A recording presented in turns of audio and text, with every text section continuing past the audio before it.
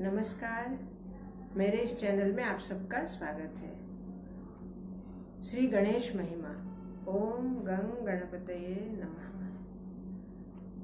श्री अष्टविनायक की इस यात्रा में हमारा आज का पड़ाव है श्री क्षेत्र ओझर के श्री विघ्नहर गणेश। विघ्नहर अर्थात विघ्नों को हरने वाले। सर्वप्रथम विघ्न इस शब्द की थोड़ी मैं व्याख्या करना चाहूंगी। विघ्न अर्थात अड़चन या बीच में अवरोध निर्माण होना। अब अवरोध या अड़चन या विघ्न ये व्यक्ति स्वयं अपने कार्य के लिए कभी भी नहीं करता। अर्थात जब भी हमारे किसी कार्य में विघ्न आता है तो वो किसी अन्य व्यक्ति की वजह से ही आता है। अर्थात दूसरा व्यक्ति ही कार्य में अड़चन डालता है या विघ्न डालता है। तो दूसरों के द्वारा डाले हुए अवरोध को ही विघ्न कहते हैं।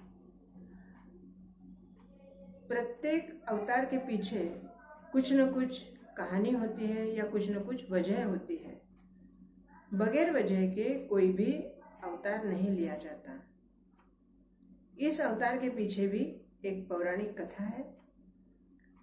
इस पौराणिक कथा के अनुसार पृथ्वी पर प्राचीन समय में एक अभिनंदन नामक राजा राज्य करता था और उस राजा के मन में अपनी सीमा बढ़ाने के साथ साथ देवराज इंद्र पद लेने का ख्याल आया और इंद्र पद प्राप्त करने के लिए उसने यज्ञ करने की सोची। यज्ञ उसने आरंभ किया और इस यज्ञ की सूचना देवराज इंद्र को गई। देवराज इंद्र ने इसका यज्ञ पूर्ण ना हो इसलिए एक राक्षस का निर्माण किया जिसका नाम था विघ्नासुर। और इस विघ्नासुर को इस यज्ञ का भंग करने के लिए भेज दिया। राक्षस तो राक्षसी होते हैं और उसने इस यज्ञ का भंग तो किया ही, साथ में जहां जहां अच्छे कर्म, सत्कर्म, होम हवन, यज्ञ जहां जहां हो रहे थे उन सब में इसने विघ्न डालना शुरू कर दिया। इस तरह पृथ्वीवासी सभी को इसने परेशान करना शुरू किया। इससे परेशान होकर सब लोग भगवान ब्रह्मा और देवादिदेव महादेव के शरण गए। देवादिदेव महादेव ने और ब्रह्मा जी ने कहा कि आप श्री गणेश की उपासना करें और गणेश ही इसमें से आपको बाहर निकालेंगे।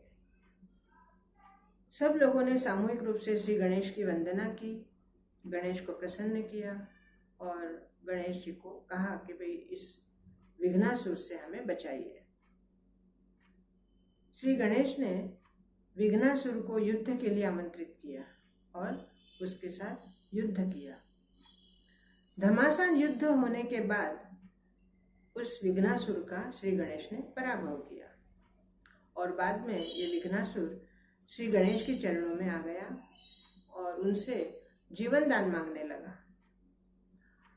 जीवन दान मांगने के लिए उसने उनके चरण पकड़ लिए।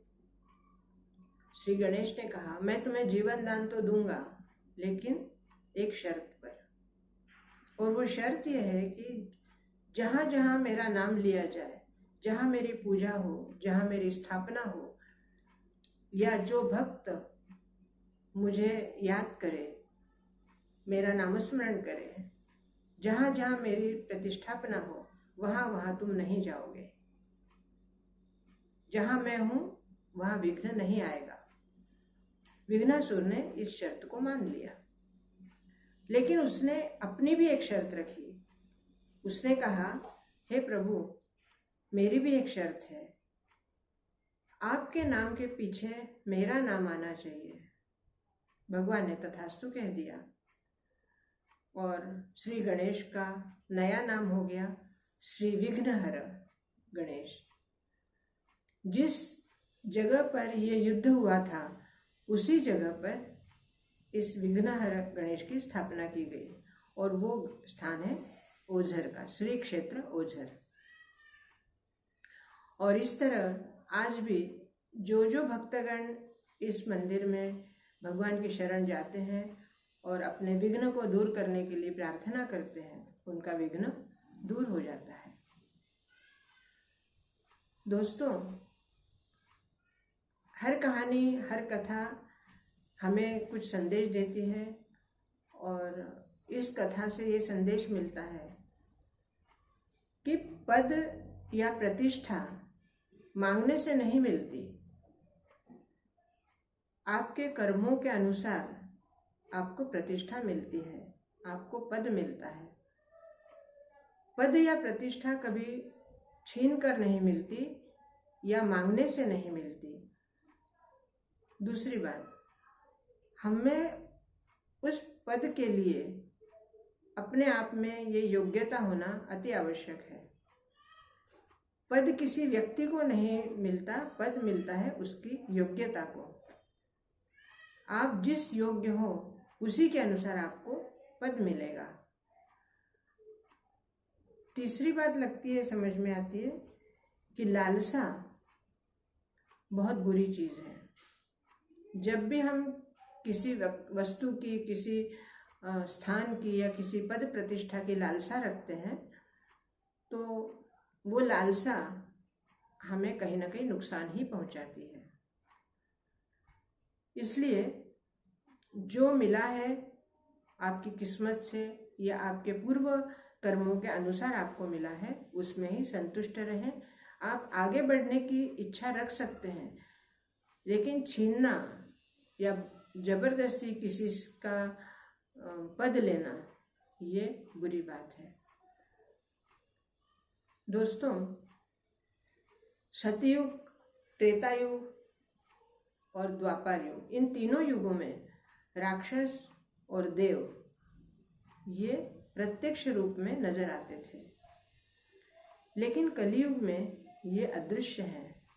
अदृश्य का अर्थ वो है लेकिन हमें दिखाई नहीं देते। अर्थात देव और राक्षसों का रूप बदल गया है, जो कि अब इनका वृत्तियों में परिवर्तन हो गया है। व्यक्ति के वृत्ति में राक्षस वृत्ति, दानव वृत्ति, दैत्य वृत्ति या देव वृत्ति आ गई है। अगर इस बात से हमें एक और भी बात समझ में आती है कि हम अपने आप का निरीक्षण करें, अपने आप को देखें कि क्या हम में कोई दानव वृत्ति, राक्षस वृत्ति या दैत्य वृत्ति विकसित तो नहीं हो रही। और अगर इस प्रकार की कोई वृत्ति हमें आ रही है तो उस वृत्ति को हमें तुरंत निकाल देना चाहिए और देव वृत्ति का हमें स्मरण करना चाहिए, देव वृत्ति हमें जागृत करनी चाहिए। क्योंकि ये जितनी भी राक्षस हैं या देव है, सब वृत्तियां हैं। आज के कलयुग में आप किसी भी व्यक्ति में इन वृत्तियों को देख सकते हैं। हर व्यक्ति में कहीं ना कहीं कुवृत्ति और सुवृत्ति अर्थात कुमति और सुमति दोनों ही विद्यमान रहती हैं।